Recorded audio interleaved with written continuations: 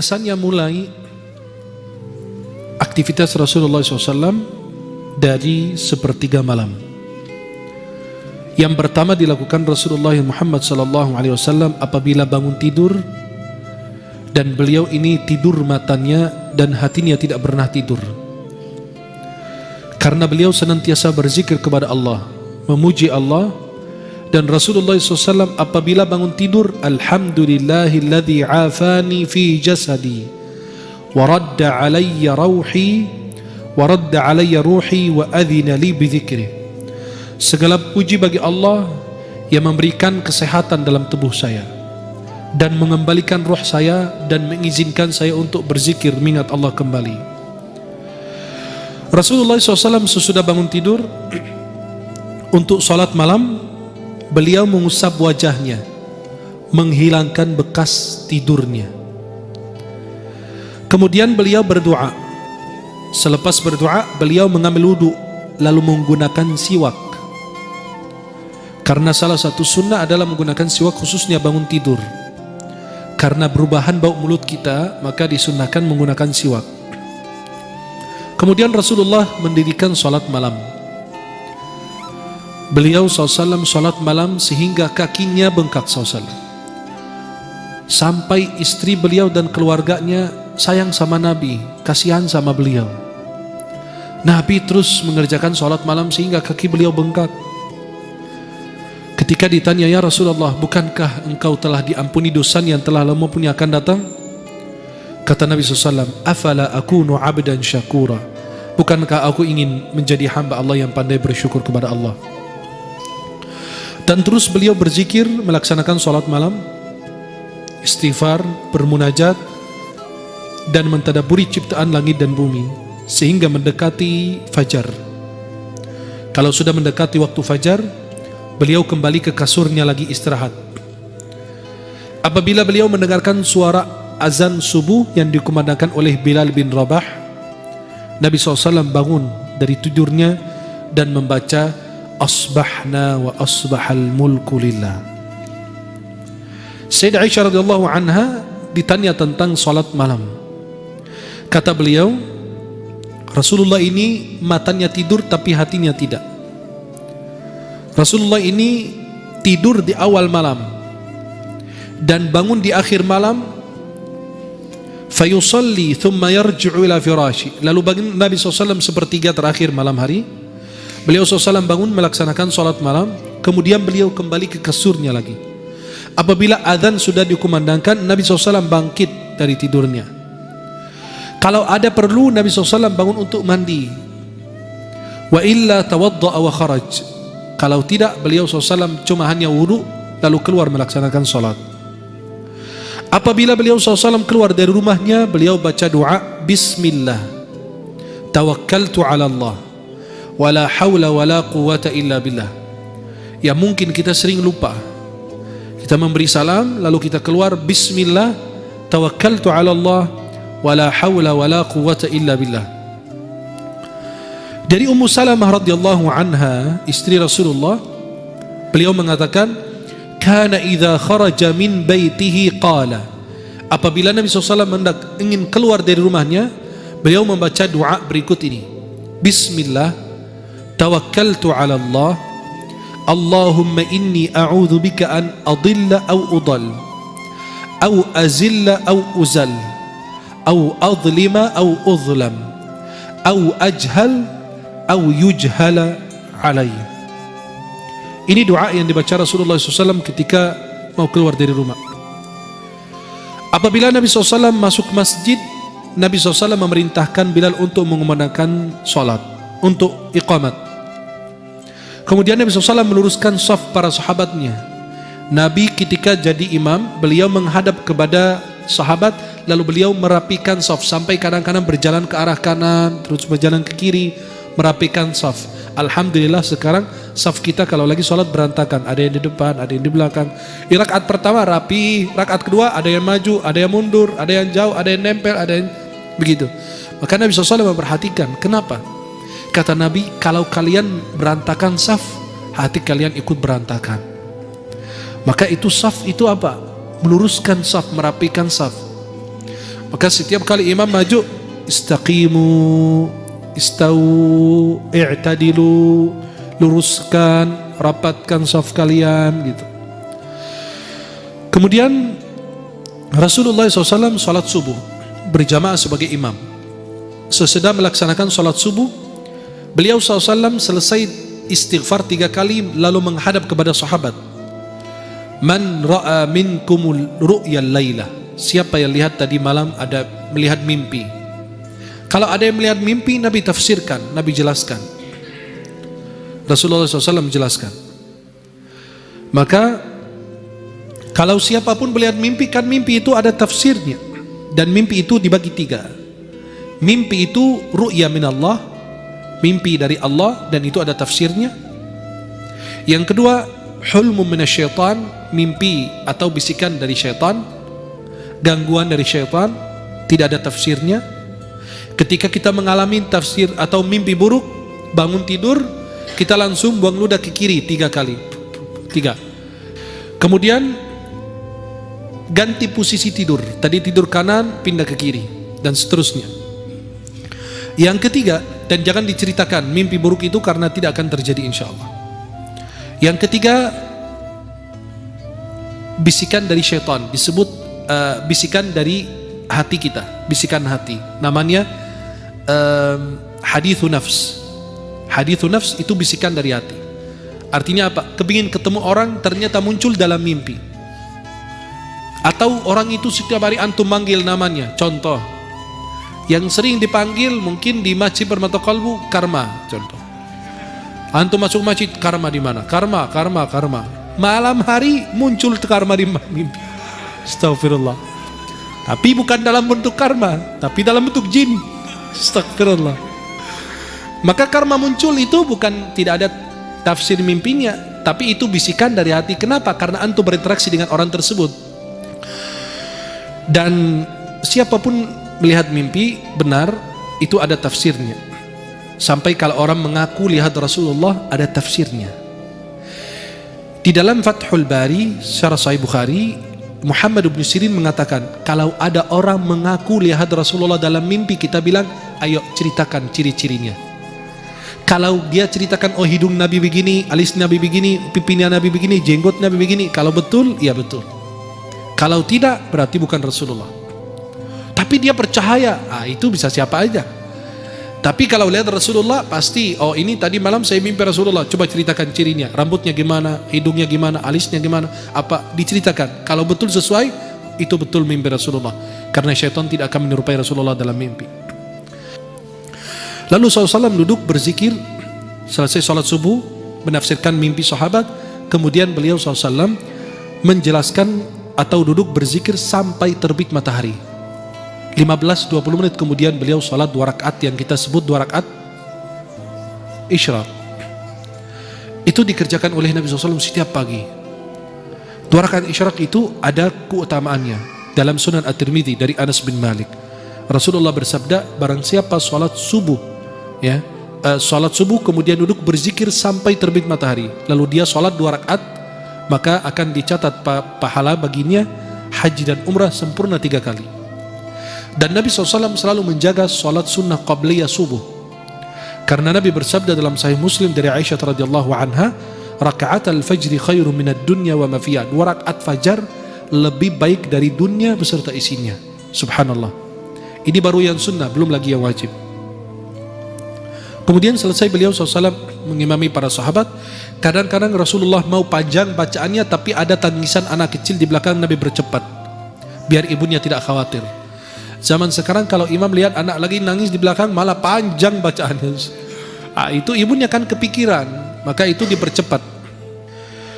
Kemudian sahabat duduk bersama Rasulullah SAW, duduk bertadarus, bicara tentang urusan pribadi mereka, ngobrol bersama Nabi, urusan agama dan urusan dunia. Nabi mengajarkan mereka, menasihati mereka, dan Nabi mendengarkan curhatan mereka dan cerita-cerita yang disampaikan. Bahkan kadang-kadang mereka cerita-cerita tentang masa jahiliyah, lalu mereka tertawa dan Nabi tersenyum. Nabi itu nggak tertawa, Nabi itu maksimal tersenyum sampai kelihatan gegerahannya aja. Kemudian Rasulullah sama sahabat cerita-cerita tentang masa jahiliyah. Tuh ingat dulu kalian punya Tuhan dari ajwa, dari kurma. Kamu lapar makan tangan Tuhan, lapar lagi makan hidung Tuhan, kuping Tuhan, habis Tuhan dimakan. Nah, itu cerita-cerita begitu diceritakan sama Rasulullah bersama para sahabat. Lalu mereka bertertawa, Nabi SAW tersenyum Sallallahu Alaihi Wasallam. Nabi SAW mensunnahkan untuk sholat duha, dan Nabi SAW terus menerus melakukannya. Sayyidah Aisyah radhiyallahu anha mengatakan Rasulullah SAW sholat duha 4 rakaat dan kadang-kadang lebih dari 4 rakaat. Sholat duha ini pahalanya apa? Sedekah 360 sedekah untuk sendi yang ada dalam tubuh kita. Minimal sholat duha rakaatan, 2 rakaat.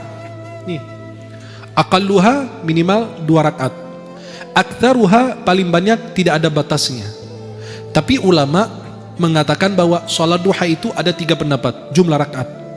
Ada yang bilang 8, ada yang bilang 11, ada yang bilang tidak ada batas. Kemudian waktunya sholat duha sesudah terbit matahari 10 menit sampai menjelang zuhur 10 menit juga atau 15 menit. Berarti dari terbit matahari 15 menit atau 10 menit sampai menjelang zuhur itu waktu sholat duha. Waktu terbaiknya antara jam 9 dan jam 11. Karena pada saat itu manusia pada sibuk memikirkan urusan atau kepentingan duniawinya. Nabi SAW selesai sholat duha. Kan rumah Nabi, kamar Nabi nggak punya rumah. Nabi punya kamar-kamar. Maka disebut surat Al-Hujurat. Hujurat itu kamar-kamar. Hujurat itu hujrah, bentuk jamak dari hujrah. Ghurfah, ghurfat. Maka itu kamar-kamar istri Nabi di sebelah-sebelah masjid. Maka Sayyidah Aisyah ketika Rasulullah meninggal dan dimakamkan, dan kita kasih lihat fotonya, dia bikin sekat, kan kamarnya cuma 1. Sayyidah Aisyah bikin sekat kayak hordeng ini, ada makam Rasulullah, Abu Bakar, Umar, dan di situ sebelahnya beliau buat tidur. Subhanallah. Segitu kesederhanaan Rasulullah. Kita Masya Allah, kalau nggak punya 100 kamar nggak puas. Kita menghuninya cuma 5 kamar, sisanya buat jin.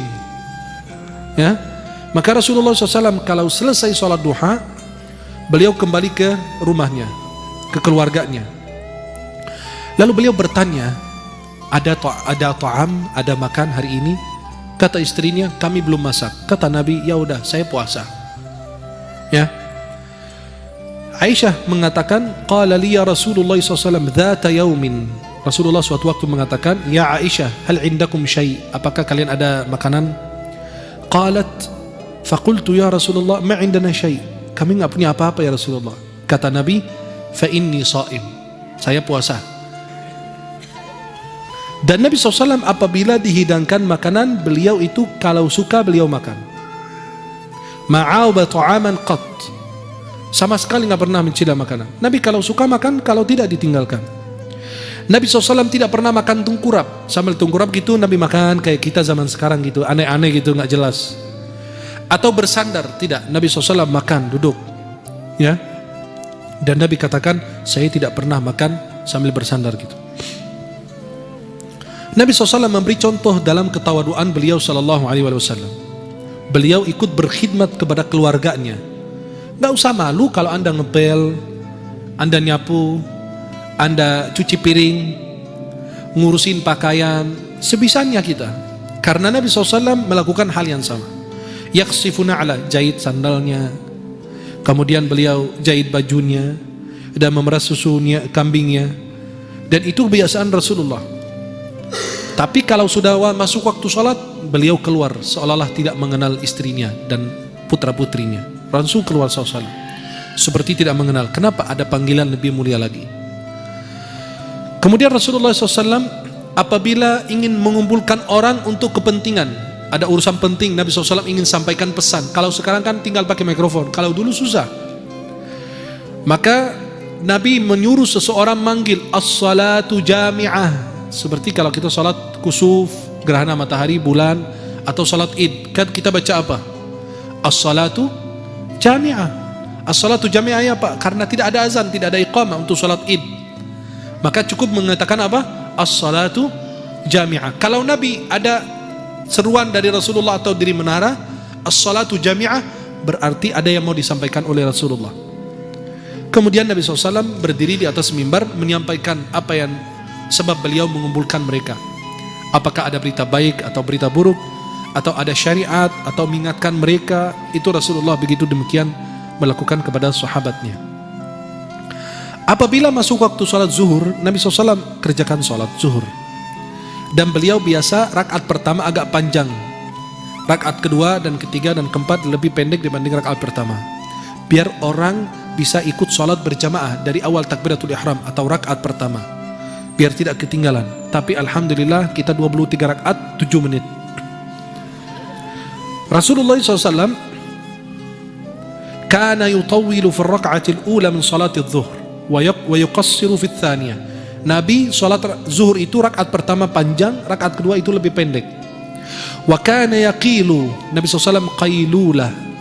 Kalian mungkin pernah dengar qailulah. Qailulah itu tidur. Itu jadi khilaf ulama, tidurnya itu sebelum zuhur atau sehabis zuhur. Itu jadi khilaf. Yang saya pilih bahwasannya tidur itu sebelum zuhur. 10, 5, 10, 15 sampai 20 menit. Maksimal banget setengah jam. Itu sebelum zuhur. Antum tidur pada saat itu.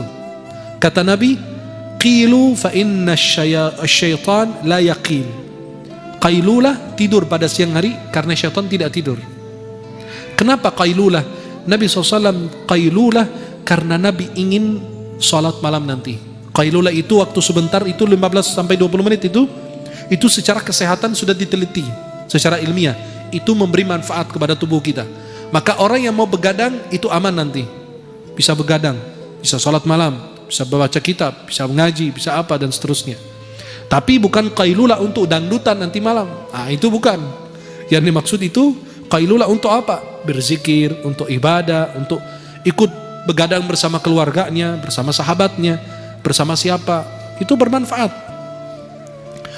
Nabi SAW ikut mencari kabar tentang para sahabatnya. Bagaimana kehidupan mereka, komunikasi mereka, pasar mereka. Sampai Nabi ikut ke pasar juga, perhatikan pasar itu isinya apa. Diriwayatkan Rasulullah SAW melewati ada makanan yang orang itu jual. Kemudian Rasulullah memasukkan tangannya dalam makanan itu, lalu ternyata tangan Rasulullah basah. Kata Nabi, apa? Apa yang terjadi dengan itu? Sampai dikatakan itu makanan kurma. Dia kayak gunung tuh di depan, dia taruh sekupuk kurma di depan. Pas Nabi masukin tangannya, basah tangannya. Kata Nabi SAW, ini kenapa? Ya Rasulullah, terkena air hujan. Kata Nabi, apa? Kenapa kamu tidak taruh di atas biar orang bisa lihat? Man ghasya falaysa minni. Barang siapa menipu, dia tidak termasuk umatku. Tuh bayangkan. Kenapa? Karena yang ada air itu berat dalam timbangan, betul? Kalau ada airnya itu berat. Maka kalau terkena air hujan, dia timbang itu dia berat jadinya. Maka Nabi merasa ini menipu. Maka Rasulullah SAW ikut memantau pasar. Itulah seorang pemimpin. Ikut memantau pasar, bukan naikin harga. Dan tidak pernah turun sekali turun ke pasar, pasarnya asal-asalan, dibuat untuk pemimpin. Oh turun Pak, itu lihat ramai semua, Masya Allah, rapi. Ayamnya bagus, sehat walafiat, gemuk lagi. Itu ikannya, ikan hiu apa semua bagus. Pak, cabainya murah Pak. Tuh lihat, begini semua di seluruh dunia gitu. Biasanya begitu. Sandiwara semua kebanyakan. Kecuali yang benar-benar istiqomah turun ke pasar-pasar tradisional yang benar-benar tidak benar disentuh oleh orang. Kemudian Rasulullah SAW sebagaimana dikatakan Umar bin Khattab, kana Rasulullah yasmuru 'inda Abi Bakrin al-lailah kadzalika fil amri min umuril muslimin wa ana ma'ahum. Rasulullah, Sayyidina Abu Bakar, Sayyidina Umar, mereka berkumpul di dalam rumah Abu Bakar untuk membahas, mendiskusi urusan berkaitan dengan umat Islam. Maka Nabi begadang kalau ada perlunya, ada manfaatnya. Dan Rasulullah SAW melarang kita begadang kecuali apa? Mengaji, menemani keluarga, menuntut ilmu, atau ada keperluan yang lain. Dan Nabi melarang tidur sebelum Isya, sehabis maghrib, dan begadang sehabis salat Isya, kecuali kalau ada perlu, menemani keluarga, atau ada tamu, atau belajar, dan lain sebagainya. Kalau tidak manfaat itu tidur. Kenapa? Biar bisa bangun salat malam atau salat subuh berjamaah. Rasulullah SAW duduk bersama orang-orang beriman, sahabatnya, dan menjenguk orang yang sakit. Dan kalau ada yang mengundang Nabi, Nabi datang. Nabi SAW berjalan untuk memenuhi hajatnya orang lemah, orang miskin. Nabi SAW tidak pernah jijik atau benci atau tidak senang dengan seorang janda ketika ada perlu sama Nabi. Ya Rasulullah, tolong temani saya ada urusan ini, biar diselesaikan. Nabi ikut temani beliau. Wal miskin fayaqdi lahul hajah. Dan orang miskin kalau perlu sama Nabi SAW, kalau ada keperluan, Nabi menemani beliau sampai diselesaikan hajatnya. Dan Nabi SAW mencari kabar tentang para sahabat, jenguk orang yang sakit. Dan Nabi SAW selalu memantau para sahabatnya. Dan inilah kehidupan Rasulullah SAW, mengingatkan mereka, mendakwai mereka, amar ma'ruf, nahi munkar, menjenguk orang yang sakit, dan menolong orang yang membutuhkan pertolongan. Dan dakwah itu adalah apa? Kepentingan yang benar-benar diperhatikan oleh Rasulullah Muhammad SAW. Apabila sudah masuk malam, Nabi SAW salat isya, kalau ada urusan umat, atau ada ngobrol sama sahabat, atau bersama keluarga, kalau tidak, Rasulullah SAW tidur. Apabila beliau ingin tidur, beliau wudhu lebih dahulu. Kemudian beliau membersihkan kasurnya dengan ujung sarungnya. Kenapa? Takut di situ ada binatang yang membahayakan. Itu salah satu sunnah sebelum kita tidur. Lalu Nabi SAW berzikir kepada Allah, berdoa, kemudian tidur sebelah kanan. Kemudian Rasulullah SAW baca doa, Allahumma aslamtu wajhi ilaika wa fawwadtu amri ilaika wa alja'tu dhahri ilaika raghbatan wa rahbatan ilaika la malja'a wa la manja minka illa ilaika. Allahumma amantu bi kitabika alladhi anzalta wa bi nabiyyika alladhi arsalta fa in mutta min lailatik, apabila engkau mati atau meninggal di malam hari tersebut sesudah baca doa tersebut, fa anta 'alal fitrah, maka engkau mati dalam keadaan fitrah, keadaan suci. Waj'aluhunna akhir ma tatakallamu bih, jadikan doa tersebut adalah doa yang terakhir kau baca sebelum tidur. Dan Rasulullah biasa baca ayat kursi, dua ayat terakhir surat Al-Baqarah, amanar rasulu, dan Allahumma amanar rasulu bima unzila ilayhi min rabbih wal mu'minun. Kemudian ayat kursi, Allahu la ilaha illa huwal hayyul qayyum. Dan ini salah satu sunnah yang dikerjakan Rasulullah. Nabi SAW membersihkan dengan ujung sarungnya. Kemudian beliau membaca, Bismika Rabbi wada'tu jambi wa bika arfa'u in amsakta nafsi farhamha. Ya Allah, dengan namamu aku meletakkan tubuh ini, dan dengannya saya akan bangun kembali. Jika engkau menahan roh saya, maka rahmatilah diri saya ini. Wa in arsaltaha fahfadha, kalau engkau melepas roh saya ini kembali dalam tubuh saya, maka jagalah roh dan diri saya ini ya Allah, sebagaimana engkau menjaga hamba-hambamu yang saleh. Kemudian inilah kehidupan Rasulullah SAW setiap hari, kecuali kalau ada keperluan, ada perang atau ada apa, kegiatan yang berbeda dengan apa yang kita sudah ceritakan. Maka kehidupan Rasulullah SAW lillahi ta'ala, Qul inna salati wa nusuki wa mahyaya wa mamati lillahi rabbil alamin.